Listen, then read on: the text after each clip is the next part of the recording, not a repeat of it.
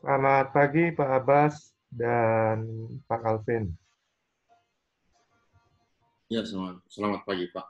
Selamat pagi Selamat. Pak Mario.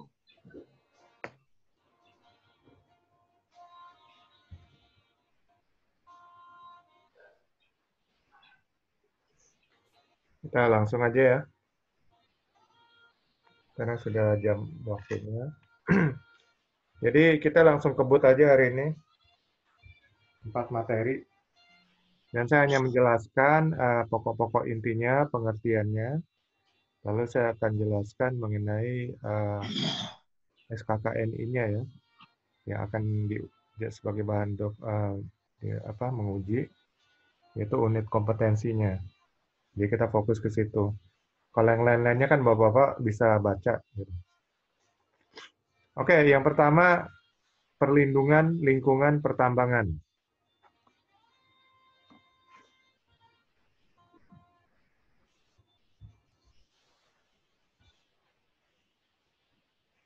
Nah, lingkungan. Kalau lingkungan itu adalah makhluk hidup, ya, makhluk hidup dan ekosistemnya ya berada di apa atau habitatnya itu yang saling berinteraksi. Ya, itulah yang kira-kira bisa dikatakan lingkungan hidup. Nah, lingkungan ini bisa terganggu oleh karena beberapa hal. Ya, biasanya karena polusi, ya, polusi limbah, dan kemudian karena bencana alam. Kalau bencana alam mungkin susah kita kendalikan, tapi polusi dan limbah itu adalah kewajiban dari kita untuk bisa mengelola dan mengendalikannya. Nah, di pertambangan ada 4 hal penting yang perlu diperhatikan dalam pengelolaan lingkungan, yaitu pengelolaan dan pemantauan kualitas air. Karena pertambangan itu ada juga menggunakan bahan berbahaya dan beracun ya, seperti oli dan sebagainya. Dan kemudian di pertambangan itu ada yang namanya air asam tambang. Karena biasanya di area pertambangan itu terdapat sulfur atau belerang. Nah, belerang ini apabila bereaksi dengan oksigen dan air, dia akan menimbulkan air asam. Dan air asam ini pH-nya di bawah 7 atau bahkan di bawah 5. Dan keasaman ini dapat merusak unsur hara tanah, sehingga tanah tidak bisa ditanami kembali. Jadi, air asam tambang ini harus dikendalikan. Ya, caranya adalah dengan pengendalian salah satu dari unsurnya harus dihilangkan, apakah air, apakah oksigen ya. Sehingga tanah-tanah yang kira-kira mengandung mengandung sulfur itu ditutupin, entah dengan batu, entah apa lapisan, karpet dan sebagainya. Jadi itu pengelolaan dan pengendalian untuk air asam tambang. Nah, kita masih kembali ke arti lingkungan. Jadi lingkungan ini harus dijaga. Karena kalau lingkungan hidup ini tidak dijaga, menurut para ahli lingkungan, 50 atau mungkin 100 tahun ke depan sudah tidak akan ada lagi kehidupan di muka bumi ini. Artinya, anak cucu kita mungkin sudah tidak bisa hidup di dunia ini. Pertama karena polusi ya, polusi menyebabkan kadar oksigen berkurang, kemudian banyaknya pelepasan karbon ya ke udara, karbon dioksida dari asap-asap, asap pabrik, asap kendaraan dan sebagainya, kebakaran hutan ya. Sehingga karbon ini akan pertama mengurangi kadar oksigen. Ya. Karena sifat dari oksigen seperti itu, kalau ada salah satu unsur gas naik, maka yang turun adalah oksigennya. Karena kadar-kadar oksigen di udara ini rata-rata 21%, nitrogen 78%, gas-gas lainnya 1%. Nah, kalau kadar karbon naik jadi 5%, yang turun oksigen, bukan nitrogen. Karena itu sudah sifatnya. Jadi kekurangan oksigen akan berbahaya bagi kesehatan tubuh. Dan juga polusi menyebabkan lapisan ozon menipis. Lapisan ozon ini melindungi bumi dari bahaya-bahaya sinar yang keluar dari matahari ya, sinar ultraviolet dan sinar infrared. Kalau lapisan ozon menipis, maka sinar-sinar ini akan sangat berbahaya bagi manusia dan kehidupan lainnya. Ya. Dan juga karbon ini akan menyebabkan sinar matahari yang jatuh ke bumi tidak langsung dilepaskan kembali ke ruang angkasa, melainkan akan memantul kembali ke bumi dan akan menyebabkan suhu permukaan bumi makin meningkat. Menurut penelitian para ahli, dalam 40 tahun ini telah terjadi penambahan suhu permukaan bumi kira-kira 5 derajat Celcius. Ya. Jadi itu secara rata-rata. Kalau kita lihat, tahun 85 saya di Bandung itu suhu rata-rata itu antara 16 sampai 20 derajat. Kalau sekarang, suhu di Bandung hampir sama kayak Jakarta, antara 26 sampai 34. Jadi kita lihat kenaikannya itu lebih daripada 10 derajat Celcius. Ya. Cuman dirata-ratakan, ada tempat-tempat yang mungkin masih stabil, nggak ada pabrik, nggak ada kendaraan, jadi rata-rata kenaikan suhu di bumi itu 5 derajat Celcius. Nah, kenaikan suhu ini akan menyebabkan pemanasan global. Pemanasan global akan menyebabkan es di Laut Selatan atau benua Antartika. Ya. Benua Antartika itu benua yang sangat besar, hampir sama besar dengan Australia. Isinya es semua. Benua ini akan mencair ya kalau permukaan bumi naik, suhu permukaan bumi naik. Dan akibatnya permukaan air laut naik. Permukaan air laut naik artinya daratan di bumi berkurang. Dan ini jadi masalah sosial. Karena penduduk bertambah, daratan berkurang, artinya tempat bercocok tanam untuk keperluan pangan penduduk bumi akan makin berkurang juga. Jadi kedepannya bukan hanya masalah lingkungan, masalah sosial juga akan menjadi masalah yang uh, masalah yang berat. Maka dari sekarang masalah lingkungan ini benar-benar perlu diperhatikan. Dan negara kita sudah sebagai bagian dari anggota PBB benar-benar menuntut agar lingkungan benar-benar diperhatikan. Sehingga dendanya untuk pelanggar regulasi lingkungan ini cukup besar ya, antara 5 sampai 15 miliar. Nah, perusahaan tentu nggak akan mengalami, tidak ingin ya dituntut denda seperti itu. Ya, itu maknanya pengelolaan lingkungan. Jadi di pertambangan tadi, selain pemantauan dan pengelolaan kualitas air, juga kualitas udara. Ya, masalah debu-debu, dan kemudian polusi-polusi yang mungkin keluar dari kendaraan-kendaraan, walaupun tidak sebanyak di pabrik ya. Dan masalah tanah, ya, pencegahan longsor, penanaman kembali, reklamasi, keanekaragaman hayati. Nah, ini juga harus diperhatikan, jangan sampai terjadi longsor, pengikisan daratan, dan sebagainya. Lalu pengelolaan sampah, B3, bahan berbahaya dan beracun, dan limbah D3. Ya. Jadi bagaimana pengelolaan oli-oli itu, untuk apakah dikelola sendiri atau dikelola oleh pihak ketiga. Nah, ini kira-kira hal-hal yang terkait lingkungan. Kemudian cara melakukannya ya nanti kita akan bahas karena itulah kompetensi yang dibutuhkan untuk menjadi seorang pengawas operasional pertama. Hambatan dan masalahnya adalah kurangnya kesadaran dari manajemen maupun pemilik perusahaan pertambangan maupun karyawan perusahaan pertambangan itu sendiri. Untuk itu masalah lingkungan ini harus disosialisasikan ya kepada seluruh karyawan dan kepada masyarakat sekitar agar sama-sama bisa menjaga. Karena tambang ini berarti pengikisan hutan ya. Pengikisan hutan dan hutan berkurang artinya kadar oksigen juga berkurang. Karena tumbuh-tumbuhan hijau itu daunnya tiap pada siang hari itu akan terjadi fotosintesis. Dan dalam proses fotosintesis itu mengeluarkan oksigen. Mereka menyerap karbon dioksida sebagai bahan untuk fotosintesis dan mengeluarkan oksigen. Jadi ini yang dibutuhkan oleh makhluk hidup ya, oksigennya. Juga ini yang dibutuhkan oleh kita untuk mengurangi polusi lingkungan, yaitu tumbuh-tumbuhan hijau ini menyerap karbon dioksida.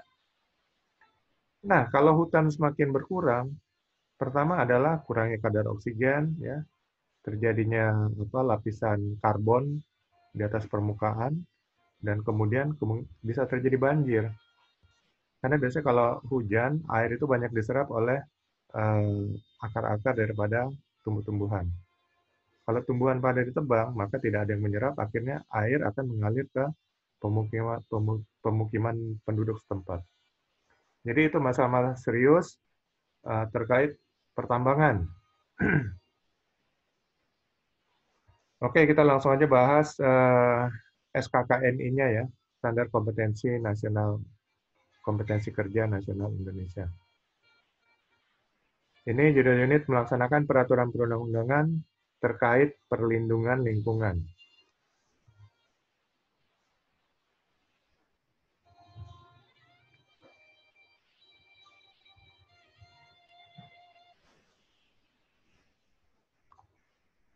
Unit kompetensi ini berhubungan dengan sikap, pengetahuan, dan keterampilan yang dibutuhkan untuk melaksanakan peraturan perundang-undangan terkait perlindungan lingkungan di area lingkungan kerjanya.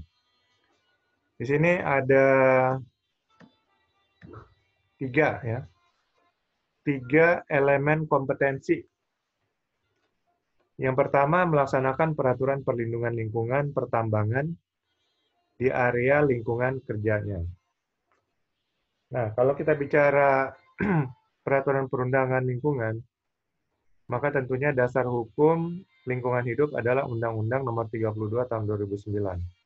Selain itu harus diperhatikan juga Undang-Undang Nomor 4 Tahun 2009 mengenai minerba. Jadi situ juga ada poin-poin atau pasal-pasal di mana lingkungan ya untuk aktivitas di pertambangan. Nah, itu harus benar-benar dipahami oleh para pemangku kepentingan dari perusahaan pertambangan dan wajib diterapkan ya. Jadi di sini sebagai pengawas operasional pertama, Bapak harus memahami dulu, membaca dulu regulasi peraturan perundang-undangan ya. Undang-Undang Minerba Nomor 4 Tahun 2009, Undang-Undang Perlindungan Lingkungan Hidup Nomor 32 Tahun 2009. Bersama aturan-aturan turunannya di bawahnya ya. Mulai dari PP, peraturan pemerintah, kemudian keputusan Menteri Lingkungan Hidup ya, peraturan Menteri Lingkungan Hidup dan sebagainya. Nah, semua itu sudah dijelaskan bagaimana baku mutu air ya, baku mutu udara. Jadi nanti pemantauan di area pertambangan itu memperhatikan batas-batas baku mutu ini. Baku mutu untuk polusi udara berapa ya? Mungkin dari asap-asap buangan dan sebagainya, debu, itu ada baku mutunya. Nah, kalau sudah melewati batas yang ditetapkan oleh pemerintah, itu harus dicari solusi untuk pengendaliannya. Jadi inilah yang dinamakan upaya pemantauan ya, pemantauan. Kalau terjadi masalah atau melebihi nilai ambang batas yang ditetapkan, baru dikelola dan dikendalikan. Nah, hal ini dinamakan UKL, UPL ya, upaya pengelolaan lingkungan dan upaya pemantauan lingkungan dan upaya pengelolaan lingkungan. UKL, UPL ini wajib dilaporkan per 3 bulan kepada Dinas Lingkungan Hidup setempat. Nah, kalau perusahaan jasa pertambangan nanti laporkannya ke KTT. KTT nanti akan melaporkan ke KAID dan juga melaporkan kepada Dinas Lingkungan Hidup setempat. Jadi ini semua merupakan bagian daripada tugas pengawas operasional pertama. Harus tahu nih dulu regulasinya. Kemudian hal-hal terkait yang dapat merusak lingkungan seperti air asam tambang ya. Tadi saya sudah bilang air asam tambang itu pengelolaannya adalah bagaimana sulfur itu tidak sampai terkena air dan oksigen ya. Jadi diprotek gitu. Karena rata-rata tanah tambang itu mengandung sulfur ya atau belerang. Dan kemudian mengenai kemiringan tanah, usahakan jangan sampai terjadi erosi dan sebagainya. Mungkin ditanami kembali ya dengan tanaman-tanaman ya, yang mungkin bisa dimanfaatkan juga tanaman-tanaman itu bisa dibagikan kepada penduduk tempat. Itu namanya keanekaragaman hayati. Dan juga perlu diperhatikan bagaimana pengelolaan sampah limbah, terutama limbah B3. Ya, mungkin dengan dengan tailing pond dan sebagainya ya sehingga eh, limbah-limbah dari oli gitu kan ya. Atau kalau mau pakai pihak ketiga ada yang menawarkan jasanya itu bisa dipakai pihak ketiga. Nah, jadi melaksanakan peraturan perlindungan lingkungan di pertambangan di area lingkungan kerjanya, yang pertama harus diketahui adalah peraturan perundang-undangan lingkungan hidup. Ya. Yaitu semua ada di Undang-Undang Nomor 32 Tahun 2009 ya PPLH, Peraturan Perlindungan Lingkungan Hidup, dan ketentuan terkait perlindungan lingkungan pertambangan di area kerjanya diterapkan sesuai dengan peraturan perundang-undangan tersebut. Jadi tahu dulu ya regulasinya. Nah, ini harus dibaca-baca lagi regulasi mengenai PPLH dan juga Undang-Undang Minerba, Undang-Undang Nomor 4 Tahun 2009.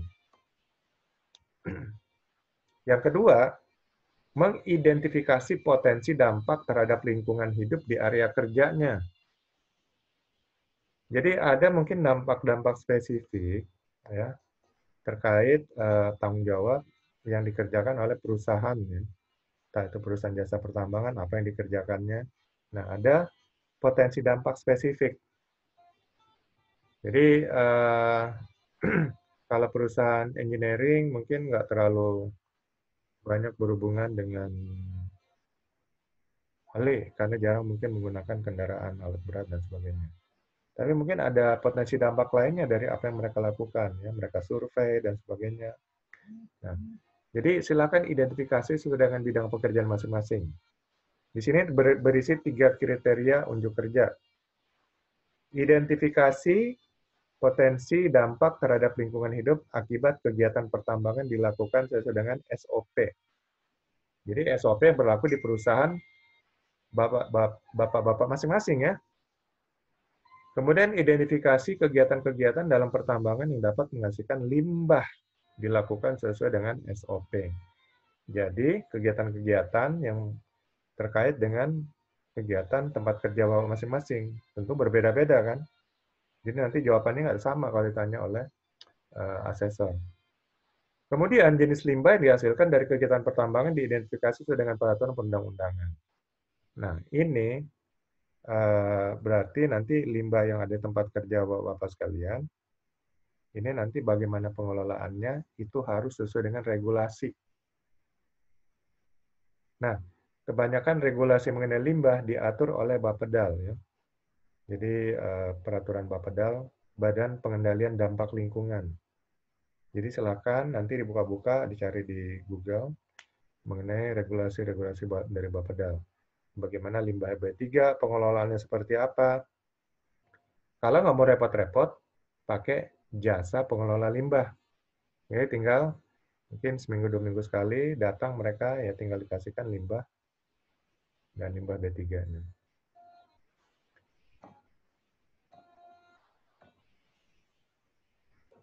Oke, elemen kompetensi yang ketiga, melakukan pengelolaan limbah di area kerjanya. Ya, di sini pengelolaan limbah. Limbah ini adalah suatu zat hasil pengelolaan aktivitas kerja ya yang sudah tidak dibutuhkan, itu namanya limbah. Ya, istilah kasarnya semacam sampah ya. Tapi sampah itu biasanya dipakai untuk istilah rumah tangga. Kalau industri biasanya dipakai istilah limbah. Nah, di sini terdiri dari 6 kriteria unjuk kerja. Pengelolaan limbah yang dihasilkan dari kegiatan pertambangan dijelaskan sesuai dengan SOP. Jadi, ini dijelaskan dengan standar internal dari perusahaan ya. Jadi bagaimana perusahaan mengelolanya, itu diberikan kewenangan sendirilah untuk mengelola limbah. Kemudian kriteria unjuk kerja Yang kedua, pengelolaan limbah dihasilkan dari kegiatan pertambangan di area kerjanya dan direncanakan sesuai dengan SOP. Ya. Jadi pertama, diidentifikasi dulu nih, ya, itu maksudnya dijelaskan. Yang kedua, baru kemudian limbah-limbah ini direncanakan bagaimana cara pengelolaannya. Kriteria unjuk kerja ketiga, pengelolaan limbah yang dihasilkan dari kegiatan pertambangan di area kerjaan dilaksanakan sesuai dengan SOP. Nah, setelah direncanakan lalu di-execute atau dilaksanakan. Lalu yang keempat, pengelolaan limbah dihasilkan dari kegiatan pertambangan di area kerjanya dipantau sesuai dengan SOP. Jadi dalam pelaksanaannya itu dimonitoring juga ya. Lalu pengelolaan limbah yang dihasilkan dari kegiatan pertambangan di area kerjanya dievaluasi. Setelah dimonitoring, dievaluasi ya. Apakah ada hambatan, kelemahan yang perlu diperbaiki atau sesuatu yang perlu ditingkatkan ya dari pengelolaan itu namanya dievaluasi. Dan kemudian pengelolaan limbah yang dihasilkan dari kegiatan pertambangan di area kerjanya dilaporkan sesuai dengan SOP. Setelah dievaluasi, hasil evaluasi dilaporkan ke manajemen ya untuk mungkin ada usulan-usulan perbaikan.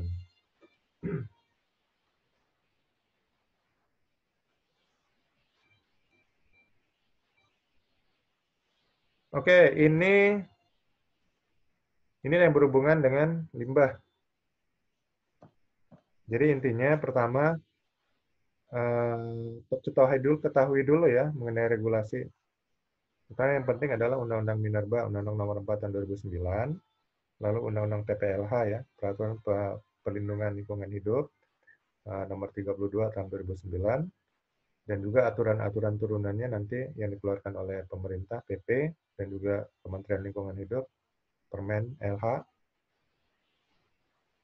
Nah, lalu setelah itu untuk pengelolaan limbah bisa dibaca mengenai aturan-aturan di bawah PEDAL, Badan Pengendalian Dampak Lingkungan. Lalu setelah tahu mengenai regulasinya, identifikasi potensi dampaknya ya. Ini khusus di area kerja ya masing-masing. Apa dampaknya? Kalau memang kerjaannya hanya di kantor ya mungkin dampaknya hanya sampah atau limbahnya aja gitu ya. Kelolanya bagaimana nanti mungkin dikirimkan kebaikan yang mengelola sampah di area kantor tersebut.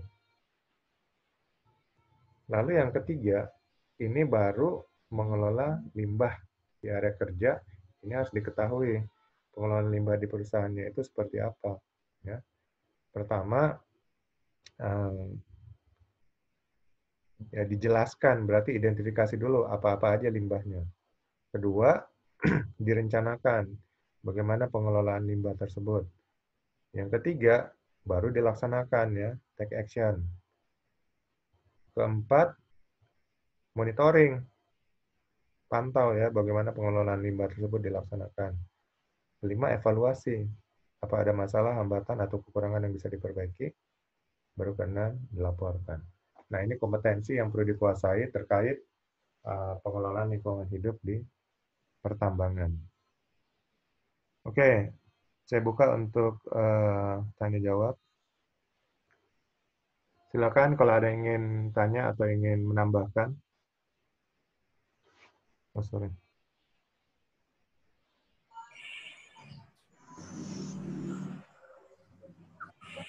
Ada pertanyaan?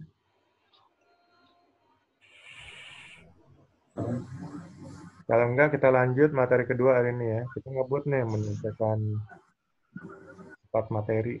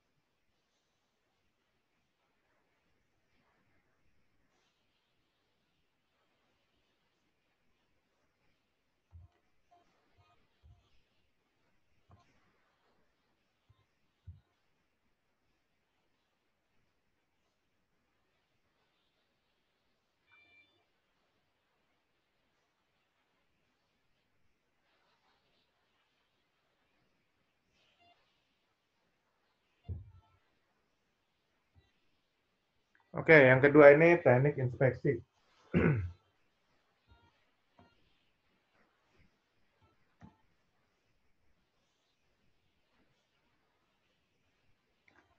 Inspeksi. Inspeksi itu sama dengan artinya pemeriksaan. Ya, diperiksa. Jadi kalau kita umpamanya dulu sekolah, anak-anak zaman dulu mungkin ya, diperiksa tasnya, diperiksa kukunya. Nah, itu namanya inspeksi. Kalau di kantor-kantor pemerintah itu kadang-kadang ada sidak ya, namanya inspeksi mendadak. Jadi pemeriksaan tanpa jadwal, tanpa pemberitahuan. Nah, itu untuk mengetahui perilaku asli ya dari para pegawainya gitu umpamanya. Itu namanya sidak. Jadi inspeksi itu pemeriksaan, memeriksa. Nah, kalau kita memeriksa sesuatu tentu sudah tahu tujuannya apa. Tentu tahu apa yang akan kita periksa. Jadi langkah pertama sebelum melakukan inspeksi adalah membuat plan-nya dulu ya, perencanaan. Mau apa yang mau diinspeksi, di mana, kapan, dan kemudian langkah-langkah inspeksinya. Jadi kita tetapkan dulu apa yang mau diinspeksi, di mana, kapan, waktunya, dan kemudian langkah-langkahnya adalah mungkin checklistnya kita buat. Apa-apa aja yang kita mau periksa nih. Itu terutama bagi pemula ya. Kalau kita udah sering melakukan inspeksi berulang-ulang, mungkin checklistnya udah hafal banget gitu ya, sehingga nggak pakai checklist tertulis juga is oke aja gitu. Tapi kalau kita belum terbiasa, apalagi bagi pemula, itu harus pakai checklist. Jadi jangan sampai pas di tempat untuk inspeksi pelongak-pelongok gitu kan, bingung nih. Mau ngapain gue di sini gitu ya. Jadi sudah ada checklist apa-apa yang akan mau diperiksa gitu ya. Umpamanya kita mau ke inspeksi ke apa catering ya tempat tempat makan gitu ya. Jadi kita udah lihat oh yang perlu diinspeksi adalah umpamanya peralatan masaknya, ya, kebersihannya, kemudian pengaturannya, lalu hygiene-nya, standar operating prosedurnya, metode-metode yang dilakukan, lalu apa uh, standar kesehatan dan sebagainya. Nah, lalu ada juga mungkin ada situ ada listrik segala macam. Apakah listriknya diperiksa secara berkala, ya, tabung gasnya kita perhatikan, lemari pendingin, ya, freezer tempat penyimpanannya. Lalu apakah ada bahaya-bahaya terkait ini? Karena pernah ada yang bilang teman saya dia pernah terkunci di lemari freezer. Udah pasrah aja mati beku nih mungkin dia pikir gitu kan. Karena kalau lemari freezer itu nggak bisa dibuka dari dalam. Jadi pas kita masuk, kalau tertutup, itu hanya berharap moga-moga ada orang luar masuk gitu kan. Ya, itu juga harus diperhatikan, itu nggak safe menurut saya. Jadi, uh, kalau kita inspeksi ya kita harus memberikan masukan. Ini nggak safe, kalau nggak minta-minta ada orang ini, seharian nggak dibuka, mati beku di situ. Nah, jadi hal-hal ini sebagai inspektor harus sudah buat checklist dulu. Lalu tekniknya dia harus tahu minimal ya, minimal harus tahu. Jadi udah ada checklist, tapi dia nggak tahu nih, ini fungsinya apa gitu. Jadi dia harus tahu juga. Makanya sebelum sudah tahu mau kemana ini, dia harus tahu ada peralatan teknis apa di situ. Cari tahu dulu cara kerja peralatan teknis ya, maksud dan tujuannya dan sebagainya. Sehingga pas melakukan inspeksi itu nggak bengong atau ya tidak melakukan kesalahan gitu. Karena percuma aja inspeksi tapi nggak ada hasil yang positif, itu sama aja buang-buang waktu. Nah, itu kira-kira definisi maksud dan tujuan daripada inspeksi. Ruang lingkupnya ya di area kerja kita terutama. Kalau memang nanti ada inspeksi gabungan, mungkin seluruh bagian, ya. Tapi kalau perusahaan owner tambang ya pasti semuanya mereka akan inspeksi. Area tempat kerjanya sampai ke area tempat apa eh, perusahaan jasa pertambangan. Nah, cara melakukannya ini nanti yang akan dibahas di SKKNI-nya. Inilah yang menjadi standar kompetensi yang harus dikuasai oleh Bapak nih sebagai calon pengawas operasional pertama. Hambatan dan masalah. Hambatan dan masalahnya adalah mungkin pihak yang diinspeksi itu kurang kurang baik kerjasamanya. Ada hal-hal yang ditutupin, ya, nggak jujur, dan sebagainya. Nah, sebagai inspektor, kalau inspektor pengalaman udah tahu, ya, sehingga bisa dicecar dengan macam-macam pertanyaan. Kalau yang masih pemula, ini gimana caranya nih? Jadi, ingat ya, namanya inspeksi hampir mirip-mirip audit.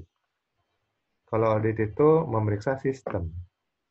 Jadi, apa yang kita tanyakan, begitu dijawab, harus lihat benar nggak. Jadi, umpamanya, eh, apakah tabung apar ini yang ada umpamanya di tempat catering, diperiksa ya, secara berkala. Oh iya, jadi kita sebagai inspektor ya langsung percaya tuh. Inspektor sama seperti auditor ya, itu negative thinking terus ya, harus belajar negative thinking di sini. Kalau dalam kehidupan nyata kita harus positive thinking. Tapi dalam pekerjaan sebagai inspektor atau auditor, itu harus belajar negative thinking. Kalau kita positive thinking sebagai inspektor atau auditor, celaka 13 itu jadinya. Jadi hal-hal yang sebenarnya korup, yang rusak, segala macam, nggak terdeteksi. Karena positive thinking. Oh iya, saya percaya ya. Ya, pokoknya saya percaya dia orang baik, orang jujur, nah, gitu. Celaka kalau inspektor sama auditor kayak gitu ya. Jadi, positive thinking itu perlu dalam kehidupan harian kita. Tapi kalau kita sedang bertugas sebagai inspektor, sebagai auditor, coba rubah dulu wajah kita menjadi orang yang berpikir negatif. Ya sama, auditor, inspektor, ya, investigator, detektif, itu adalah orang-orang yang berpikir negatif semuanya. Saat menjalankan tugas loh ya, sehingga mereka bisa berhasil. Nah, jadi juga di sini kuncinya adalah saat bertugas sebagai inspektor harus berpikir negatif. Jadi jangan percaya aja yang dikatakan oleh uh, orang yang diinspeksi tersebut. Harus periksa, cek lagi. Kemudian untuk mengujinya ya tanya, oke, gimana cara kamu melakukannya? Jadi harus tes dulu nih. Nah, baru dia jelaskan, kita lihat, oh ternyata dia bohong, dia nggak bisa apa-apa, dan itu kita catat nanti. Berarti itu namanya temuan. Ya. Jadi kalau inspeksi itu berusaha mencari temuan. Temuan ketidaksesuaian, atau temuan resiko, atau temuan hazard, ya, yang berbahaya. Nah, itulah tujuan inspeksi. Oke, sekarang kita lihat SKKNI-nya, ya, Standar Kompetensi Kerja Nasional Indonesia. Jadi, unit kompetensi melaksanakan inspeksi. Unit kompetensi ini berhubungan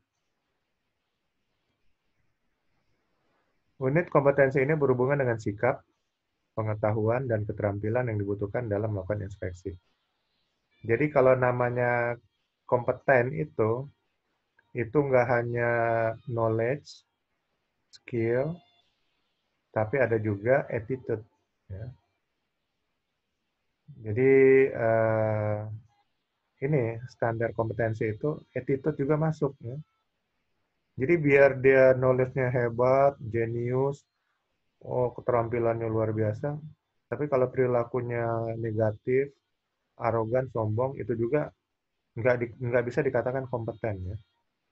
Jadi ingat, kompeten itu ada 3 unsur, nggak hanya knowledge, pengetahuan, dan skill, keterampilan, tapi attitude juga. Nah, di sini ada 4. Ada 4 elemen kompetensi untuk melaksanakan inspeksi. Yang pertama, mempersiapkan inspeksi. Kedua, melakukan inspeksi. Ketiga, membuat laporan inspeksi. Keempat, pemantauan tindak lanjut hasil inspeksi. Ya, ini kompetensi yang dikuasai oleh Bapak-Bapak ya. Pertama, mempersiapkan inspeksi. Apa sih skill dan knowledge-nya di sini? Di sini ada 3 kriteria unjuk kerjanya. Tujuan inspeksi dijelaskan sesuai dengan peraturan perundang-undangan. Jadi tujuan inspeksi ini harus dilihat dari regulasi yang ada.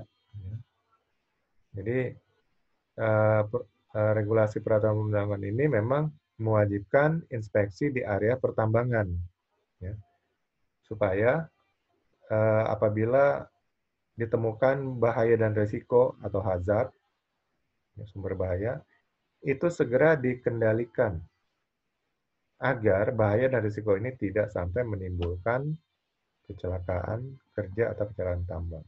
Nah, itu ya. Itu yang diharapkan oleh peraturan perundang-undangan. Kemudian, kriteria unjuk kerja yang kedua, kemungkinan tindakan tidak aman di area kerjanya dijelaskan sesuai dengan SOP. Jadi inspeksi di standar ini adalah memperhatikan juga TTA-nya, tindakan tidak aman atau unsafe action. Karena TTA ini merupakan penyebab langsung terjadinya kecelakaan kerja. Jadi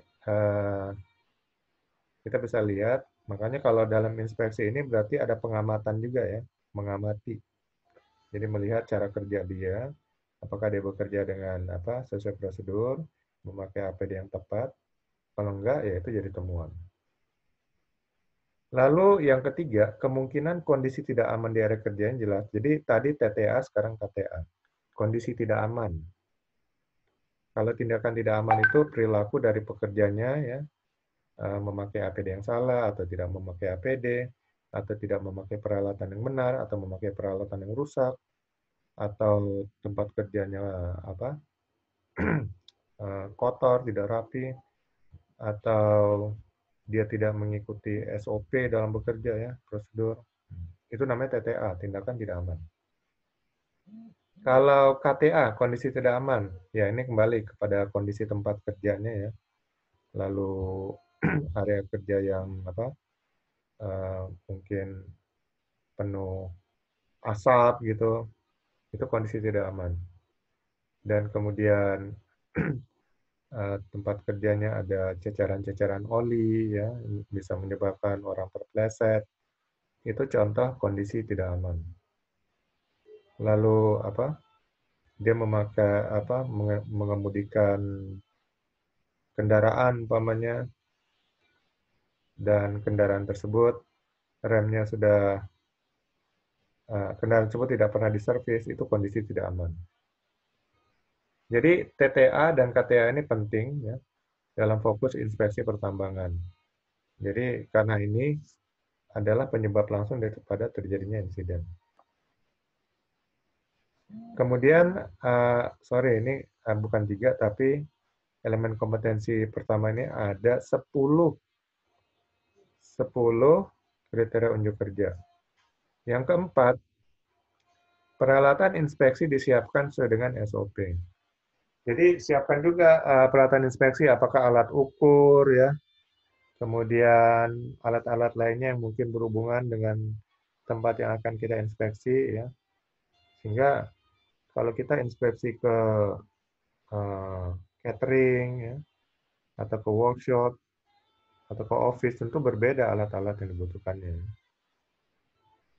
Kemudian jadwal inspeksi ditentukan sesuai dengan SOP. Jadi jadwal kita tentukan sendiri kapan, lalu tempatnya di mana, ya. Kemudian checklist yang saya bilang tadi. Siapin checklist nih, sesuai dengan objek mau diinspeksi. Checklistnya penting ya, karena jangan sampai nanti kita tanpa checklist main inspeksi aja, itu nggak akan akurat. Mungkin banyak hal yang miss atau terlewat. Kemudian metode inspeksi pengamatan total dijelaskan sesuai dengan teori inspeksi. Jadi pengamatan total itu melihat sikap kerjanya, kemudian posisinya dan sebagainya. Itu uh, bagian dari teori inspeksi. Jadi benar-benar kita mengamati semua hal terkait aktivitas kerja yang sedang kita perhatikan. Bagaimana cara kerjanya, sikapnya, ya, posisinya, kemudian apakah dia mengikuti SOP-nya, standar operating procedure sesuai dengan pekerjaannya, dan kemudian apakah dia bekerja dengan aman dan selamat, apakah dia konsentrasi dalam bekerja, apakah matanya tertuju kepada pekerjaannya atau tangannya bekerja tapi matanya ke tempat lainnya dan sebagainya. Kemudian metode inspeksi siklus pengamatan. Ya. Siklus pengamatan ini uh, dalam teorinya itu kita perhatikan mulai daripada dimulainya saat dia melakukan aktivitas kerjanya ya sampai kepada selesai aktivitas kerjanya. Nah, siklus pengamatan akan kita bahas lagi nanti ada teorinya.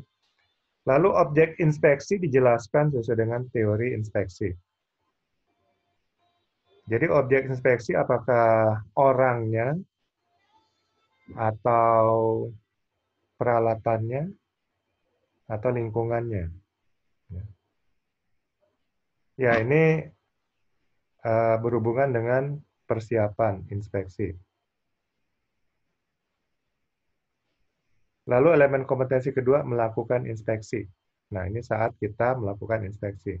Kalau tadi persiapan dulu ya. Di sini metode inspeksi diterapkan sesuai dengan SOP. Kemudian tindakan tidak aman diidentifikasi sesuai dengan SOP. Jadi semuanya adalah standar-standar yang kita buat sendiri.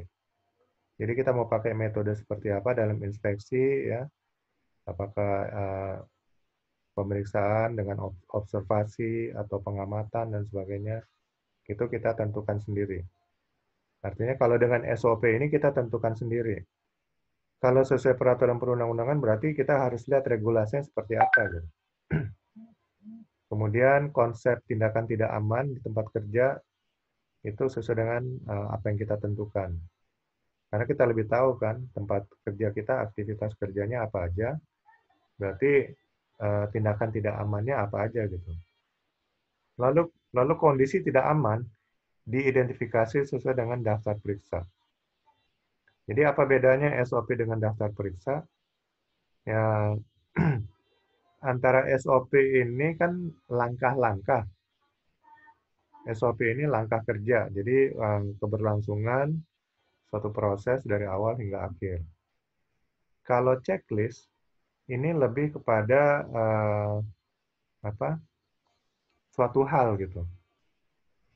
Jadi bukan langkah kerja. Jadi bedakan ya. Kalau tindakan tidak aman, nanti kita lihat inspeksi berdasarkan dari awal sampai akhirnya itu sesuai SOP. Kalau kondisi tidak aman, ini checklist saja. Jadi bukan berbentuk SOP. Jadi apa kondisi tidak aman, umpamanya dalam pekerjaan di workshop. Yaitu tadi umpamanya jangan sampai ada ceceran oli. Itu namanya kondisi tidak aman di workshop. Lalu kemudian jangan sampai peralatan yang digunakan rusak. Lalu alat ukur tidak dikalibrasi, nah, dan seterusnya. Itu kondisi tidak aman ya. Jadi kita bikin checklistnya. Kemudian tindakan tidak aman dan kondisi tidak aman diklasifikasi sesuai dengan profil resiko. Jadi profil resiko apakah ini levelnya sangat tinggi, tinggi, menengah atau rendah. Jadi ada mungkin tindakan tidak aman yang beresiko tinggi gitu kan. Ada kondisi tidak aman yang berisiko sangat tinggi. Itu nanti kita bisa klasifikasikan. Tindakan tidak aman dan kondisi tidak aman yang membutuhkan penanganan segera ditentukan sesuai dengan profil resiko. Nah, kalau tindakan tidak aman itu klasifikasinya beresiko sangat tinggi, ya itu tentu harus segera dikendalikan. Karena kalau dibiarkan bisa terjadi umpamanya fatality. Prioritas pengendalian ditentukan sesuai dengan profil resiko. Ya, jadi eh, sesuai dengan pengendalian resiko yang kita pakai metodenya. Ya, umpamanya kita pakai rekayasa ya. Pertama rekayasa, kemudian kontrol administrasi, dan sampai seterusnya dengan APD. Nah, itu pengendalian, prioritas pengendalian. Tentunya prioritas pengendalian ini dimulai dari yang atas dulu kan. Jadi dari rekayasa dulu. Jadi jangan mulai dari APD dulu. APD itu prioritas terakhir. Ya. Jadi kalau ada prioritas di atasnya bisa digunakan, itu yang diutamakan untuk pertama kali digunakan. Kemudian tindakan perbaikan dilakukan sesuai dengan klasifikasi bahaya. Jadi corrective action-nya kita harus lihat juga apakah ini akan menimbulkan bahaya yang sangat tinggi atau rendah. Jadi yang kita lakukan tindakan perbaikan tentunya yang klasifikasi bahaya sangat tinggi umpamanya. Yang klasifikasi bahaya rendah ya mungkin belakangan aja. Ya ini kriteria unjuk kerja untuk melakukan inspeksi. Kemudian ketiga, membuat laporan inspeksi. Di sini ada 5 kriteria unjuk kerja. Yang pertama, laporan inspeksi dibuat sesuai dengan format yang sudah ditentukan oleh perusahaan. Jadi standar yang sudah ada ya. Kemudian urutan temuan disesuaikan dengan klasifikasi bahaya. Jadi kalau ada temuan-temuan, kita klasifikasikan dulu mana yang prioritas perlu segera dikendalikan. Temuan yang membutuhkan penanganan segera diberi tanda khusus sesuai dengan format yang sudah ditentukan oleh perusahaan. Jadi apakah diberi tinta merah atau stabilo merah dan seterusnya. Temuan yang selalu berulang diberi tanda khusus sesuai dengan format yang sudah ditentukan oleh perusahaan. Jadi ada temuan-temuan yang mungkin seringkali ditemukan. Nah ini sudah mengarah kepada perilaku benar-benar yang tidak aman. Nah itu diberi tanda khusus. Kemudian penanggung jawab untuk menindaklanjuti temuan inspeksi ditentukan sesuai dengan SOP. Jadi nanti ada yang diberi tanggung jawab untuk closing ya atau menindaklanjuti hasil temuan tersebut.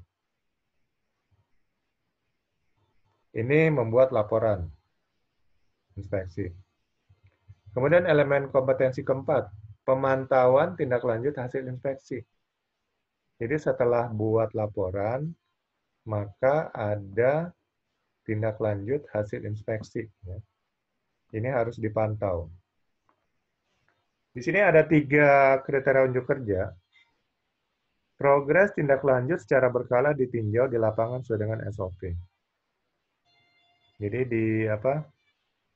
di monitoring juga. Pertemuan secara berkala dalam rangka evaluasi tindak lanjut dilakukan sesuai dengan SOP.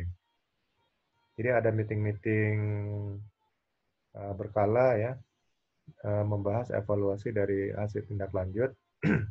Ini nanti kita monitoring nih, temuan A, temuan B, temuan C ya, sesuai dengan skala bahayanya tadi katanya. Jadi bagaimana nih temuan A? Oh ini progresnya 60%. Temuan B, oh baru 40%. Temuan C, ini sudah hampir selesai. Nah, gitu. Jadi harus selalu dimonitoring ya. Dan diadakan pertemuan berkala untuk komunikasinya. Kemudian kriteria unjuk kerja ketiga, hambatan-hambatan yang dihadapi pada saat proses tindak lanjut segera diselesaikan dengan SOP. Jadi hambatan-hambatan harus segera dicari solusinya. Oke, di sini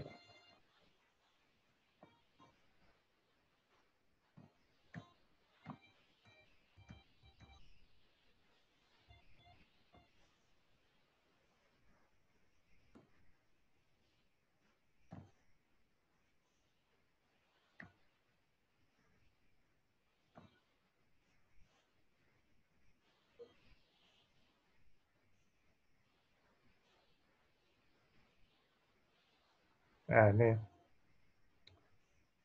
tadi saya lupa siklus pengamatan ini pertama memutuskan, berhenti, mengamati, bertindak, melaporkan. Ya, jadi dalam melakukan pengamatan kita memutuskan untuk melihat satu aktivitas pekerjaan. Kemudian kita berhenti untuk mengamati. Nah, lalu ini proses pengamatan ya sambil kita catat.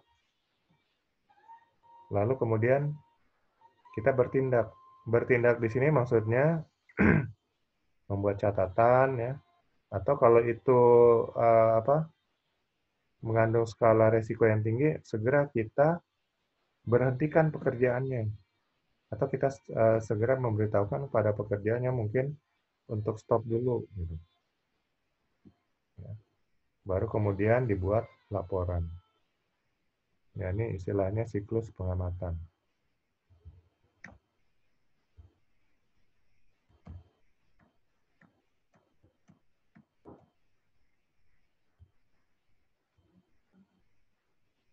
Ini objek inspeksi, ya.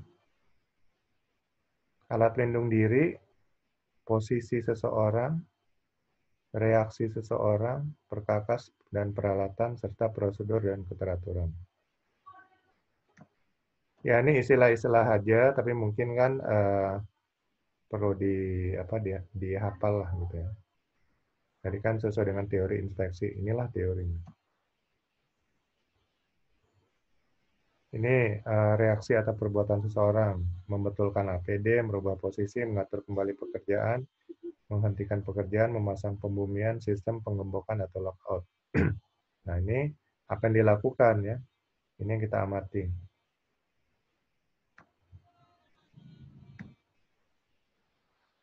Lalu posisi seseorang, terbentur, terkena benturan, terkait, terjepit, jatuh, suhu terlalu panas atau dingin, arus listrik, menghirup, menyerap, menelan, terlalu memforsir tenaga. Nah, ini contoh-contoh posisi seseorang ya, menurut teori ini.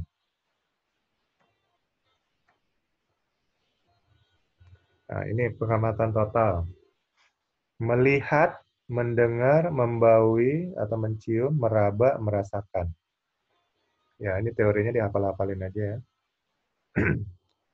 Jadi tadi ada pengamatan total, melihat, artinya seluruh panca indera gitu maksudnya kalau pengamatan total. Melihat dengan mata, mendengar dengan telinga, membau atau mencium ya dengan hidung, meraba dengan telapak tangan, merasakan dengan kulit. Ya. Oke, itu tadi yang agak sedikit saya lupa. Baik, sekarang saya buka untuk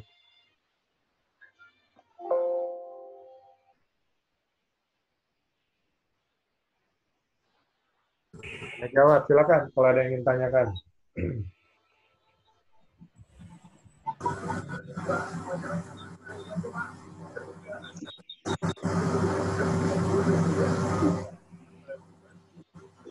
Halo, kalau nggak ada pertanyaan, baiklah kita lanjut lagi.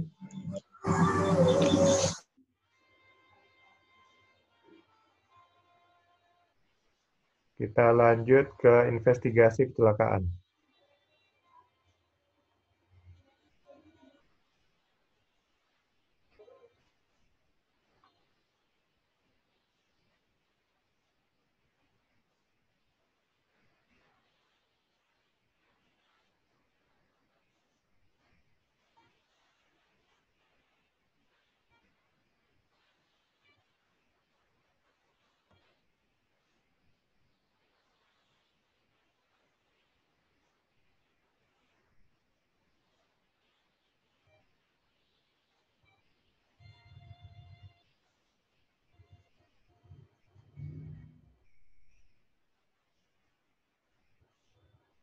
Oke, investigasi kecelakaan. Nah, investigasi itu artinya melakukan penyelidikan, ya, untuk menyelidiki suatu masalah. Dalam hal ini masalahnya adalah kecelakaan kerja. Jadi, investigasi itu poin utamanya adalah mengumpulkan data-data, mengumpulkan data-data terkait masalah tersebut. Ya. Dalam hal ini masalahnya adalah kecelakaan kerja. Jadi kalau kita investigasi, maka kita mencatat nih semua data-data terkait kecelakaan kerja. Lalu bagaimana kita bisa mendapatkan data-datanya? Ya tentunya kita datangi lokasi tempat kejadian perkara atau tempat kejadian kecelakaan kerja, TKK atau TKP. Nah, di situ kita bisa dapatkan data-data ya, mungkin dengan kita foto ya kejadiannya, korbannya, dan peralatan yang dipakai, lingkungan kerja setempat, dan kemudian yang perlu kita ketahui data-data selanjutnya adalah uh, riwayat si korban ini, ya. Lalu peralatan yang dipakai, ya, riwayat pemeliharaannya, maintenance-nya dari alat tersebut, dan juga data-data lainnya bisa kita dapatkan dari saksi-saksi, bisa dari saksi korban, ya. Kalau korban bisa bicara, ya mungkin kita bisa langsung investigasi. Tapi kalau dia cukup parah atau pingsan, mungkin kita tunggu sampai dia sembuh gitu. Nah, mungkin ada saksi-saksi lainnya yang melihat kejadian atau mendengar langsung ya. Jadi kalau namanya saksi, itu yang melihat atau mendengar langsung kejadian kecelakaan tersebut. Kalau saksi tidak melihat, berarti itu bukan saksi langsung. Saksi tidak langsung. Kemudian ada saksi lagi, saksi ahli. Jadi saksi yang memiliki keilmuan di satu bidang yang perlu kita jadikan untuk bukti, nah itu namanya saksi ahli. Contohnya, kecelakaan karena kendaraan. Ini saksi bisa menghitung nih kecepatannya seperti apa saat dia terjadi kecelakaan. Mungkin dia sudah tahu, mungkin bisa lihat dari bekas pengereman atau apa, sehingga saksi ahli ini akan bisa bilang, oh kecepatannya sekian. Yaitu kita perlukan juga mungkin saksi ahli seperti ini. Tapi intinya kita harus dapatkan data-data dari tempat kejadian dan kemudian dari saksi yang melihat atau mendengar langsung. Maksud dan tujuan daripada investigasi kecelakaan kerja adalah kita mendapatkan data-data untuk nanti data-data tersebut kita olah dan analisa. Jadi data-data terkait kecelakaan kerja kita analisa dengan metode-metode tertentu sehingga bisa didapatkan root cause atau akar penyebab terjadinya kecelakaan kerja. Kalau kita sudah dapatkan root cause-nya, mungkin root cause-nya lebih dari satu, tapi mungkin ada root cause utama. Nah, kalau sudah dapat root cause-nya, itu akan mudah untuk mengambil langkah untuk perbaikan, corrective action. Jadi langkah pertama adalah kita mengetahui kronologisnya. Jadi nanti dari semua data-data yang kita dapatkan, kita susun kronologisnya. Kalau kronologisnya sudah sesuai, nanti kita akan buktikan, minta dari saksi atau saksi korban, sehingga dia akan melihat benar nggak kronologisnya. Jadi kita harus tahu dulu kronologisnya. Setelah tahu kronologisnya, kita nanti bisa susun pohon analisa. Dari kejadian kecelakaan itu kita susun berdasarkan data-data yang ada semua. Nanti biasanya di bawah-bawah pohon analisa itu yang sudah nggak ada data lagi, itulah yang namanya root cause atau penyebab terjadinya kecelakaan. Nanti dari root cause ini mungkin kita bisa tentukan mana penyebab utama dari kecelakaan tersebut. Nah, nanti tinggal kita bisa susun corrective action-nya ya, rekomendasi kepada manajemen ya untuk tindakan perbaikan supaya kecelakaan kerja ini tidak terjadi lagi di masa mendatang. Jadi itulah gunanya. Nah, ruang lingkupnya adalah kecelakaan kerja yang terjadi di area tambang ya, atau kecelakaan kerja yang terjadi dalam hal hubungan kerja dengan perusahaan tambang. Jadi kalau kita ditugaskan keluar area tambang, tentu itu masih disebut kecelakaan kerja ya, karena ada hubungan kerja. Kecuali tidak ada tidak sedang diutus untuk keluar area tambang, tapi kita keluar atas kemauan sendiri, ya mungkin tidak dikatakan kecelakaan kerja karena tidak diutus ya oleh perusahaan. Nah itu berhubungan dengan asuransi karena asuransi mungkin tidak akan cover gitu. Dan cara melakukannya inilah yang akan menjadi kompetensi kita yang akan diuji ya, sesuai SKKNI. Hambatan dan masalahnya adalah orang yang melakukan investigasi ini belum kompeten atau belum pernah melakukan ya, atau skill dan knowledge-nya kurang sehingga data yang dia kumpulkan itu kebanyakan data sampah atau data mentah gitu. Nah, kalau yang dikumpulkan data sampah atau data mentah, maka analisanya juga akan tidak akurat. Dan akibatnya rekomendasinya juga jadi tidak akurat ya. Rekomendasi untuk perbaikannya atau corrective action. Jadi, investigator untuk kecelakaan kerja itu harus sudah diberikan pelatihan, sudah harus sering simulasi, berlatih, dan dia sehingga memiliki skill dan kemampuan untuk melakukan investigasi. Dan kemudian, seorang investigator itu harus memiliki passion ya, atau keinginan kuat untuk tahu, pengen tahu ya, sotoy gitu, kata orang. Jadi kalau dia nggak pengen tahu, bagaimana dia bisa dapatkan data-datanya? Jadi harus dia tumbuhkan sendiri keingin tahuannya gitu. Itu seorang investigator. Dan kembali memelihara pikiran negatif ya. Sehingga dia nggak akan mudah percaya gitu. Dengan keterangan, dengan data-data yang ada dia selidiki benar-benar gitu. Jadi ini kira-kira sedikit penjelasan ringkasan tentang investigasi kecelakaan kerja. Jadi kejadiannya adalah begitu mendapatkan laporan adanya kecelakaan kerja, investigator langsung ke lokasi kejadian, mengumpulkan data-data di situ, ya, memfoto, dan kemudian sebelum areanya nanti areanya akan dilakukan safety line itu, supaya barang bukti tidak berpindah gitu. Lalu wawancara saksi-saksi dan sebagainya. Nah, saksi-saksi ini wawancaranya itu harus ada tantangan mereka nanti. Lalu dicatat juga nomornya, nanti akan dihubungi kembali kalau perlu data-data lagi dan seterusnya. Nah, setelah semua data-data terkumpul, baru data-data ini dianalisa. Ya, dengan memakai metode Y3, ya, cost tree analysis, 5Y, dan seterusnya banyak metode analisa yang sekarang beredar.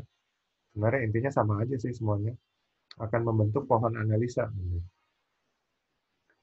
Nah, setelah itu, setelah ketemu root cause-nya ya, yang akar-akar di bawahnya itu, lalu ditentukan root cause utamanya. Nah, dari situ dia kemudian bisa memberikan corrective action, tindakan perbaikan kepada manajemen. Lalu dia buat laporan dan melaporkan kepada manajemen. Nah, untuk SKKNI-nya, unit kompetensi melaksanakan investigasi kecelakaan, ini terdiri dari 9 elemen kompetensi.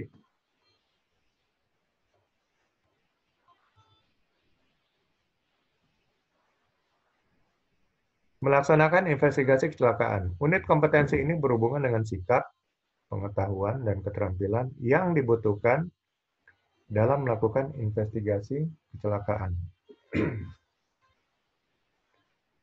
Elemen kompetensi yang pertama, ini ada 9 kriteria unjuk kerja, yaitu mempersiapkan investigasi kecelakaan. Jadi mempersiapkan dulu nih untuk melakukan investigasi.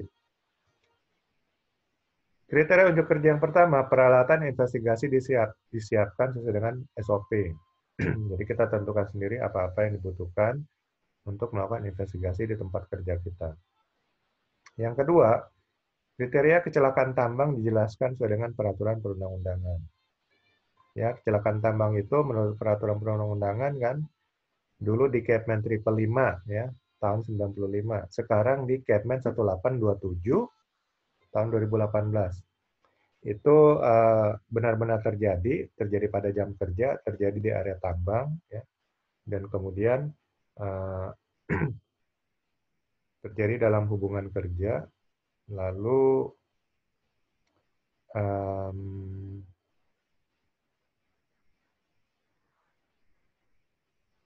benar-benar terjadi di area tambang dalam jam kerja. Oke, itu nanti kita lihat lagi mungkin ya, kriteria lainnya. Lalu prinsip penentuan faktor-faktor yang mempengaruhi terjadinya kecelakaan dijelaskan sesuai dengan identifikasi bahaya dan penilaian resiko. Jadi faktor-faktor terjadinya kecelakaan. Ya, kalau kita lihat dari faktor-faktor kebanyakan adalah TTA ya, tindakan tidak aman, atau KTA, kondisi tidak aman. Mungkin kendaraan atau alat tidak pernah di maintain. Lalu faktor lingkungan,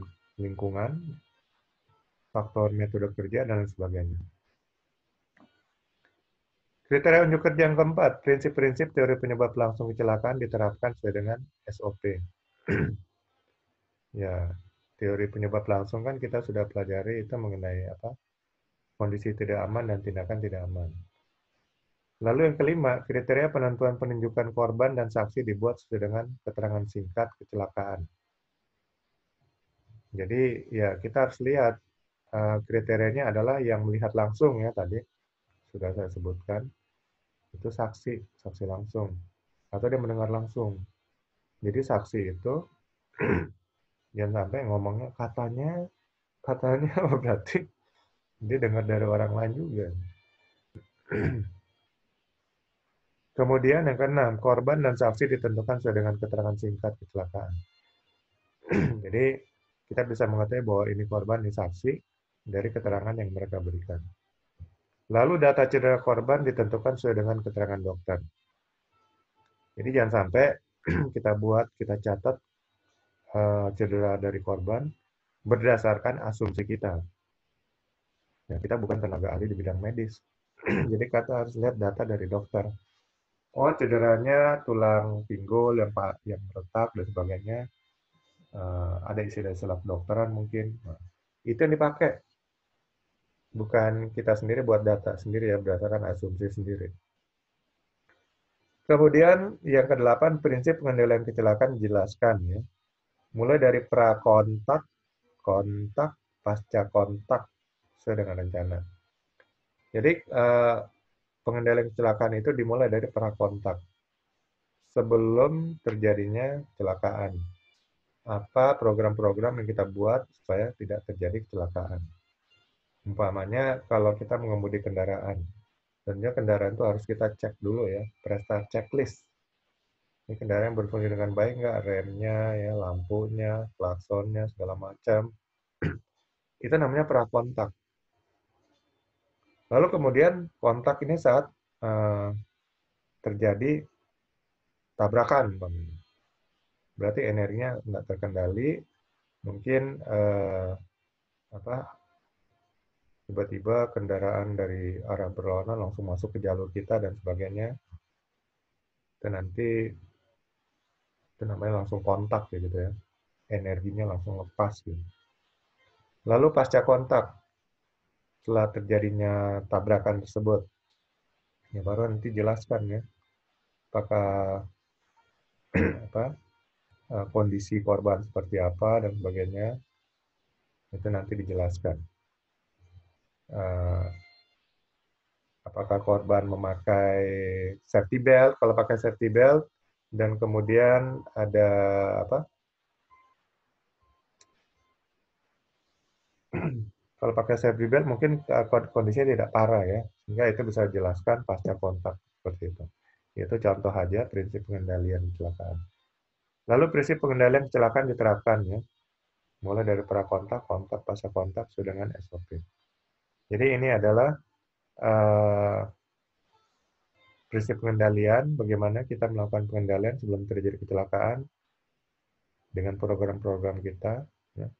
Makanya seperti contoh ini ya, mengemudikan kendaraan, mobil, pakai safety belt. Karena sudah banyak bukti bahwa saat terjadi kontak, itu akan melindungi orang yang duduk di depan itu, atau orang yang sedang duduk, karena akan ada energi kuat ya, yang mendorong dia ke depan. Kalau tanpa pakai safety belt, dia akan terlempar ke depan. Dan kondisinya tentu akan sangat parah. Tapi kalau pakai safety belt, maka energi itu bisa dikendalikan. Lalu yang pertama tadi mempersiapkan investigasi, yang kedua melakukan pemeriksaan lokasi kecelakaan. Di sini ada 5 kriteria unjuk kerja. Prosedur pengamanan lokasi kecelakaan dibuat sesuai dengan standar operating prosedur ya. Safety line-nya. Lalu metode pengumpulan data bukti kecelakaan diterapkan sesuai dengan SOP. Jadi metodenya apakah kita foto ya, kemudian kita wawancara dan sebagainya. Yang ketiga, fakta-fakta di lokasi kecelakaan dicatat sesuai dengan SOP. Jadi semua data yang kita dapat kita catat. Yang keempat, gambar denah lokasi kecelakaan ya, alat, korban, dan saksi dibuat sesuai dengan SOP. Ini nanti kita buat juga denah ya, TKP-nya di mana gitu. Yang kelima, hasil pengumpulan data di lokasi kecelakaan didokumentasikan sesuai dengan SOP. Jadi nanti semua data itu dicatat ya, didokumentasikan, direkam, ya, termasuk foto-fotonya. Lalu elemen kompetensi ketiga melakukan wawancara. Ini ada 3 kriteria unjuk kerja. Maksud dan tujuan wawancara disampaikan sesuai dengan SOP. Teknik wawancara terhadap saksi kecelakaan diterapkan sesuai dengan SOP. Nah, teknik wawancara. Jadi saat kita ingin wawancara korban, tentunya kita pendekatan dulu. Mohon maaf, bisa saya minta waktunya sebentar? Oh boleh, silakan. Apakah Bapak, Ibu, atau Mbak, atau Mas menyaksikan langsung ya? Jadi maksudnya sopan gitu, sopan. Kalau tidak sopan, maka seorang nggak mau ngasih data nanti. Ya. Jadi ada tekniknya, dan kemudian nanti di akhir akan minta data-datanya, nomor telepon atau apa. Kalau cewek, saksinya, terus kita cowok yang wawancara, itu data nomor HP-nya bukan buat kencan gitu ya. Itu buat minta tindak lanjut kalau ada data yang masih ingin dibutuhkan ke depannya gitu. Lalu minta dia tanda tangan. Nanti kita tulis pernyataannya, saksiannya, kemudian dia akan tanda tangan. Ya nanti kita bisa buktikan bahwa ini bukan karang-karangan kita. Gitu. Hasil wawancara didokumentasikan sesuai dengan SOP. Jadi didokumentasikan, ada rekamannya. Kemudian yang keempat, elemen kompetensi yang keempat mengumpulkan data, peralatan, dan atau pendukung lainnya. Di sini ada 2 kriteria unjuk kerja. Data peralatan atau hasil pengujian peralatan dikumpulkannya. Jadi data-data maintenance ya dari peralatan yang dipakai gitu. Data pendukung dikumpulkan sesuai dengan SOP. Umpamanya data mengenai uh, si korban siapa gitu kan, kita minta dari HRD-nya. Kemudian elemen kompetensi kelima menganalisa data kecelakaan. Nah, ini yang tadi saya bilang, kita analisa dengan metode-metode tertentu. Di sini ada dua elemen kompetensi, data pendukung yang terkumpul dipisahkan berdasarkan keterkaitannya dengan kecelakaan sesuai dengan SOP. Lalu yang kedua, data kecelakaan dianalisis sesuai dengan teori analisis. Ya, jadi, serah kita mau pakai teori analisis yang mana. Kemudian elemen kompetensi keenam menyimpulkan status kecelakaan tambang. Jadi setelah kita analisa, kita akan dapat kesimpulannya ya. Eh, Kesimpulannya itu bisa berupa apa? Root cause-nya. Di sini ada dua kriteria unjuk kerja. Jenis cedera ditentukan sesuai dengan peraturan perundang-undangan. Status kecelakaan ditentukan sesuai dengan peraturan perundang-undangan. Jadi jenis cedera ini nanti ya kita dapatnya dari dokter kan nanti, bukan kita tentukan sendiri. Status kecelakaan nanti ditentukan oleh polisi. Kemudian 7, menyimpulkan penyebab kecelakaan. Ya, setelah itu kita menyimpulkan penyebab kecelakaan ya. Tadi status kecelakaan. Ini pihak yang berwenang karena sesuai peraturan perundang-undangan. Nah, untuk menyimpulkan penyebab kecelakaan, ini ada dua kriteria unjuk kerja. Yang pertama, penyebab langsung kecelakaan ditentukan sesuai dengan teori analisis penyebab terjadinya kecelakaan. Jadi penyebab langsungnya itu kan biasanya tindakan tidak aman. Tindakan tidak aman apa itu yang ada di situ gitu, nah hasil analisa kita. Kemudian penyebab dasar kecelakaan yang mencakup kurang kendali manajemen ditentukan sesuai dengan teori analisis penyebab terjadinya kecelakaan. Jadi penyebab dasar apakah pengawasannya kurang ya, SOP-nya nggak ada dan sebagainya nih, ini penyebab dasar. Lalu elemen kompetensi ke-8 membuat rekomendasi tindakan perbaikan. Jadi corrective action-nya di sini. Di sini ada dua kriteria unjuk kerja. Perbaikan terhadap penyebab langsung ditentukan sesuai dengan kesimpulan penyebab kecelakaan dan peraturan perundang-undangan.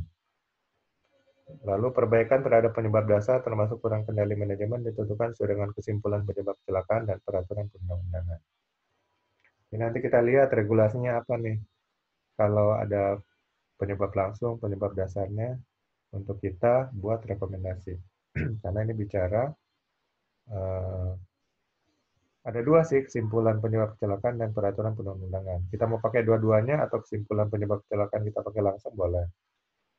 Kalau dua-duanya itu lebih bagus, itu lebih direkomendasikan. Ini juga kesimpulan penyebab kecelakaan dan peraturan perundang-undangan. Elemen kompetensi ke-9 membuat laporan investigasi kecelakaan tambang. Setelah itu kita buat laporan, format laporan investigasi kecelakaan tambang sesuai SOP. Jadi kita tentukan sendiri internal perusahaan ya bentuk laporannya.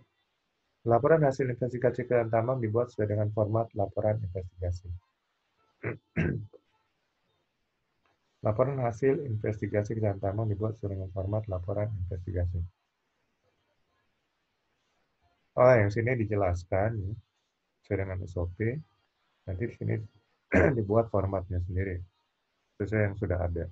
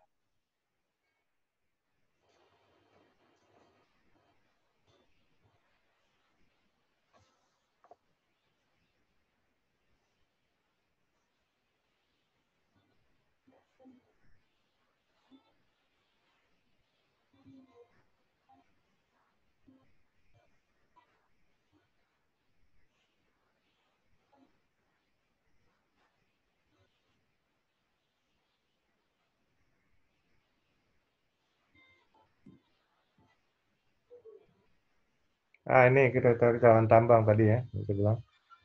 Ada 5 ya. benar-benar terjadi mengakibatkan cedera pekerja tambang atau orang yang diberi izin oleh kepala teknik tambang.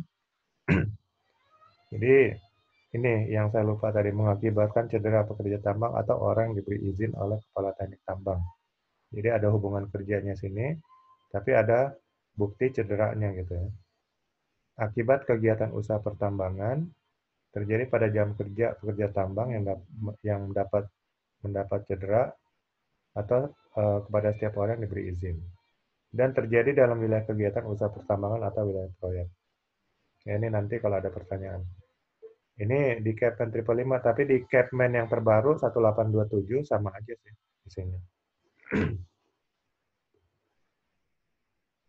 Oke, sampai sini silakan kalau ada yang ingin bertanya.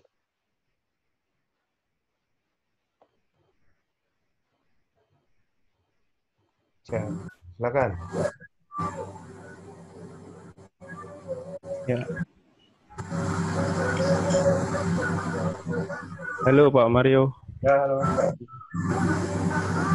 Pak. Ya. Pak, saya mau nanya nih terkait investigasi kecelakaan. Ya, silakan. Ini untuk prakteknya di lapangan ini yang wajib menginvestigasi kecelakaan ini seluruh pengawas yang ada atau yang ditunjuk aja, Pak? Kalau nanti kan ada SOP-nya, jadi di SOP kalau terjadi kecelakaan itu siapa? Apakah supervisor langsung atau orang safety? Orang safety pasti wajib ya ikut mengerti. Tapi apakah supervisor langsung atau manajernya? Nanti itu semua tergantung SOP di internal perusahaan masing-masing. Oh,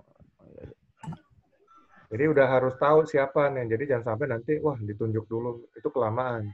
oh Nah, ya ini ya. kan kecelakaan kayak keadaan darurat butuh penanganan cepat gitu. Jadi buat SOP-nya Pak ya. Oh iya ya Pak. Ya, Si Pak Mario. ya sama-sama. Ya, ada lagi yang ingin tanyakan?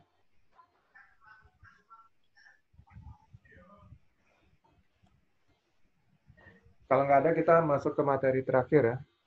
Materi terakhir.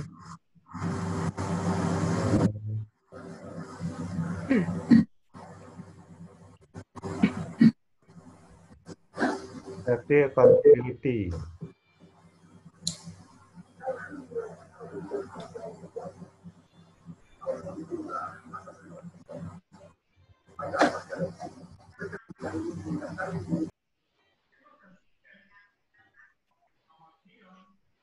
Safety accountability. Nah, seringkali orang salah mengerti antara pengertian responsibility dengan accountability. Jadi kalau responsibility itu tanggung jawab. Kalau accountability itu tanggung gugat. Sama-sama tanggung, tapi yang satu jawab, yang satu gugat gitu. Jadi beda kan? Jadi responsibility itu tanggung jawab. Jadi seseorang sudah berikan tanggung jawab umpamanya dalam bidang apa? HSE. Jadi kalau ada sesuatu yang berhubungan masalah dengan bidangnya tersebut, dia harus bertanggung jawab. Atau orang lain bisa minta pertanggungjawabannya. Nah, jadi bagi dirinya sendiri itu responsibility, bagi orang lain itu accountability-nya. Jadi ngerti kan bedanya ya? Jadi bagi dia tanggung jawab, bagi orang lain itu tanggung gugat. Dia bisa diminta pertanggungjawaban. Nah, gitu lah istilahnya. Nah, ini berhubungan dengan tugas ya sebagai seorang pengawas. Tentunya dituntut untuk tanggung jawabnya atau bisa disebut sebagai tanggung gugat. Jadi maksudnya adalah agar setiap pengawas itu mengerti kewajibannya, tanggung jawabnya, agar tidak sampai dituntut ya tanggung jawabnya atau digugat istilahnya. Jadi meminta pertanggungjawabannya itu sama dengan tanggung gugat. Lalu apa saja tanggung jawab daripada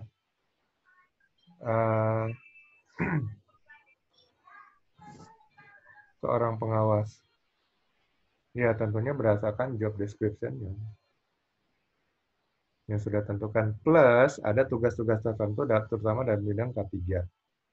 Contohnya, dari top manajemen sudah menentukan dalam sebulan dia harus melakukan umpamanya 10 kali inspeksi ya, pengawasan. Lalu dia harus melakukan 10 kali safety meeting. Ya, jadi tanggung gugatnya adalah 10 kali inspeksi dalam sebulan, 10 kali safety meeting dalam sebulan. Ini contoh ya. Kalau dia tidak melakukan, atau dia hanya melakukan 5, berarti dia hanya memenuhi kewajibannya 50%. Nah, sisanya 50% yang dia tidak lakukan, itulah tanggung gugat. Jadi dia bisa dimintai pertanggungjawabannya. Ini kamu gimana nih? Ya, targetnya 10 kali inspeksi, 10 kali safety meeting. Tapi kamu hanya melakukan 5 kali inspeksi, 5 kali safety meeting.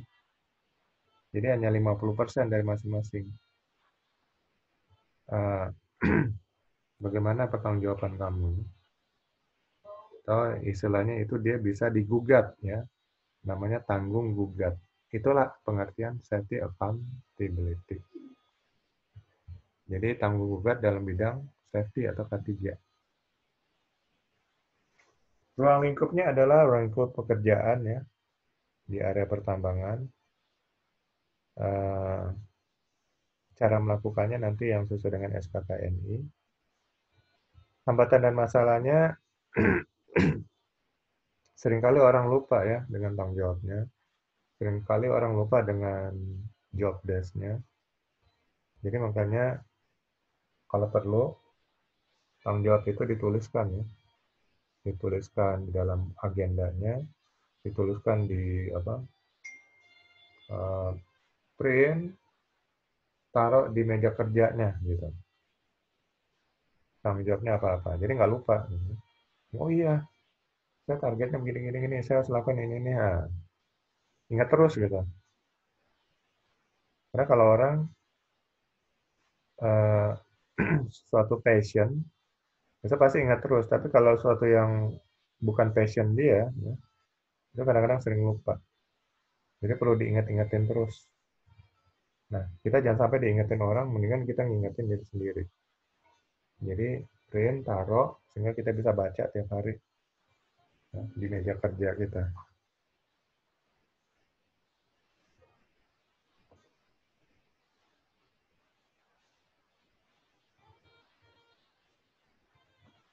Oke, kita lanjut. Unit kompetensi melaksanakan tugas dan tanggung jawab keselamatan pertambangan pada area yang menjadi tanggung jawabnya. Unit kompetensi ini berhubungan dengan sikap, pengetahuan, dan keterampilan yang dibutuhkan dalam melaksanakan tugas dan tanggung jawab keselamatan pertambangan pada area yang menjadi tanggung jawab.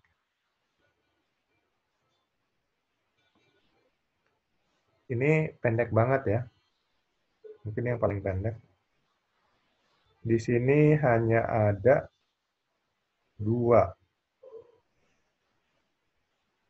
elemen kompetensi, lalu masing-masing hanya ada 2 kriteria unjuk kerja. Yang pertama, melaksanakan tugas dan tanggung jawabnya mengenai keselamatan pertambangan. Ini ada 2 kriteria unjuk kerja.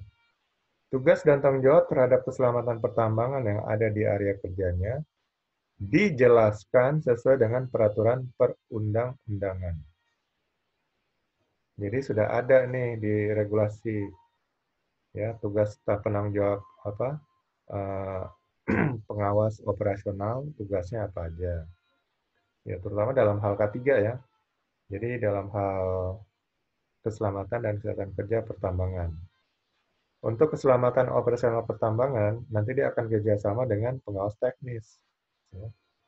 Jadi terutama dalam melakukan periksa uji, itu nanti untuk keselamatan dari pekerja, dari orang-orang atau para pekerja, itu tanggung jawab daripada pengawas operasional. Tapi tanggung jawab untuk mesin bisa berfungsi atau berjalan, ya keselamatan mesinnya, itu tanggung jawab pengawas teknis. Itu ada di peraturan perundang-undangan.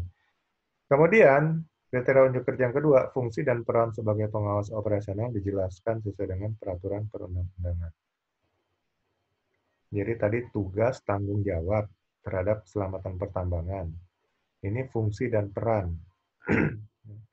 Jadi semua fungsi dan peran juga sudah diatur oleh peraturan perundang-undangan ya, pengawas operasional. Nah, jadi tinggal itu dilaksanakan. Lalu kemudian perusahaan juga sudah lebih menjelaskan, mendetailkan dengan job desk ya, sudah diberikan. Jadi semuanya harus dilaksanakan. Nah, elemen kompetensi kedua, mengukur pelaksanaan tugas dan tanggung jawabnya pada area yang menjadi tanggung jawabnya. Jadi diukur, seperti saya bilang tadi kan. Jadi target untuk inspeksi sebulan 10 kali. Target untuk safety meeting 10 kali. Diukur nih, waduh sekarang udah hampir akhir bulan, saya baru 5, ya kebut aja sudah tuh, selesaikan sampai 10. Nah, elemen kompetensi yang kedua ini terdiri dari 2 kriteria unjuk kerja. Yang pertama, parameter pengukuran dijelaskan sesuai dengan standar perusahaan. Jadi, standar perusahaan sendiri buat parameternya, target-targetnya. Ya. Kayak tadi umpamanya 10 kali safety meeting, 10 kali inspeksi dalam sebulan, nah itu kan parameter. Yang kedua, realisasi pelaksanaan tugas dan tanggung jawab dibandingkan dengan parameter pengukuran. Jadi realisasinya berapa? Jadi kan saya kasih contoh, dia hanya mencapai 5 kali inspeksi, 5 kali safety meeting sebulan, ya berarti hanya 50% masing-masing. Ya itu sangat jauh, sangat kurang ya. Padahal hanya 10 loh, nggak diminta umpamanya 20. Nah, ini nanti diminta pertanggungjawabannya gimana nih? Apakah didabelkan ke bulan depan, ya, sisanya, atau dia kena sanksi lainnya, ya nanti tergantung top manajemen lah yang akan memutuskan, atau manajemen perusahaan. Ya ini ya, hanya ini mengenai safety accountability, tanggung gugat. Padahal sebenarnya isinya juga sebenarnya tanggung jawab. Cuman ini dari kacamata manajemen perusahaan. Jadi manajemen perusahaan itu bisa menggugat gitu. Kalau dia pengawas operasional ini tidak melaksanakan tugas dan tanggung jawabnya, fungsi dan perannya sesuai dengan yang sudah ditetapkan. Ya, itu namanya kita bisa menggugat. Jadi pengawas bisa dikenakan tanggung gugat. Sebenarnya antara accountability dengan responsibility ya bersama aja, teman sudut pandangnya mungkin cara melihatnya beda. Oke, ini materi terakhir. Saya harap semua sudah bisa besok siap ujian ya. Bahkan kalau sebelum saya akhiri, kalau masih ada yang ingin bertanya. Halo Pak Mario. Ya, halo silakan Pak. Ya, ini mengenai banyak perusahaan kan ada yang mengaplikasikan mengenai green card.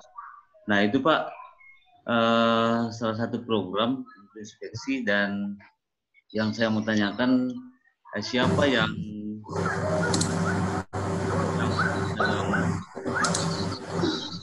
dan untuk actionnya Pak, siapa yang berkewajiban untuk meng-action? Bisa lebih keras Pak, suaranya nggak kedengaran jelas. Ya, halo Pak. Ya. Ya, ini masalah inspeksi untuk green card. Nah, di program-program inspeksi itu salah satunya green card. Nah, yang saya mau tanyakan, siapa yang terlibat langsung di green card ini, dan untuk actionnya siapa aja Pak yang bisa berkewajiban untuk menanggulangi, tentunya kalau ada TPA dan KTA.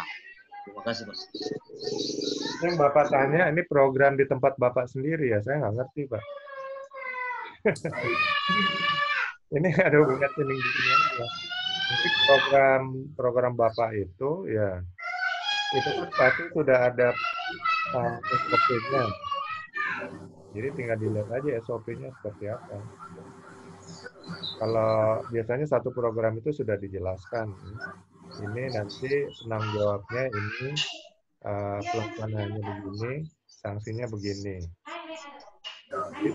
Lihat aja ya, jadi penjelasan mengenai program itu. Karena kalau saya ngasih pendapat, tanggung jawab atau seperti apa, ya bukan saya yang bikin soalnya. Jadi nanti saya salah ngomong. Coba ya, jadi itu kalau program internal ya udah ada apa? Jadi pelaksanaannya sendiri. Jadi perusahaan sendiri yang membuat teknisnya, petunjuk pelaksanaan, petunjuk teknisnya. Nah, kalau yang diatur oleh pemerintah itu yang sudah ada regulasi. Ini kan regulasi seorang pengawas operasional pertama seperti apa, pengawas operasional media seperti apa, pengawas operasional utama. Nah, pengawas operasional pertama itu hubungannya adalah tanggung jawabnya dengan para pekerja di lapangan. Dan nanti yang akan mengawasi pekerja-pekerja langsung di lapangan. Pengawas operasional media ini akan mengawasi pekerjaan daripada pengawas operasional pertama. Laporkannya kepada manajemen. Dan kemudian pengawas operasional utama itu mengawasi pekerjaan pengawas operasional media. Jadi ini konsep dari SDM dibuat berjenjang supaya dengan demikian saling mengawasi dan akhirnya efektif di lapangan. Tapi untuk program-program itu silakan dibuat sendiri oleh perusahaan masing-masing. Apakah itu program keselamatan pertambangan atau program perlindungan lingkungan? Nanti yang buat program itu buat juknisnya, petunjuk pelaksanaan, petunjuk teknis. Ya, itu kira-kira yang bisa saya jelaskan. Ya, itu Pak, terima kasih Pak Mario. Sama-sama. Nah, kemudian yang kedua Pak, ini kan hari ini materi terakhir. Ya. Ini ada 2 formulir yang dikirimkan oleh Mbak El kemarin. Itu teknis pengisiannya seperti apa Pak? Oh iya, nanti itu dijelaskan sama Elizabeth nanti. Mungkin diatur waktunya apakah sore atau malam nanti ya. Nanti pakai ID-nya sama aja, ID meeting seperti ini. Nanti saya koordinasi dengan Elizabeth. Nanti ada penjelasan khususnya Pak ya. Oke Pak, makasih banyak Pak Mario. Sama-sama. Ada lagi yang lain ingin bertanya?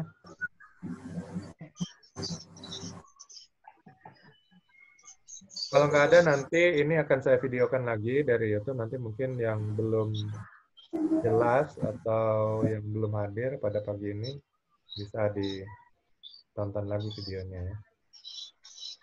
Oke, akhir kata saya mengucapkan terima kasih atas kehadirannya dan saya berharap dan doakan juga semoga semua peserta POP besok bisa menjawab dengan baik, tepat, ya, dan bisa lulus semuanya. Ya, Pak. Oke, terima kasih. Selamat pagi.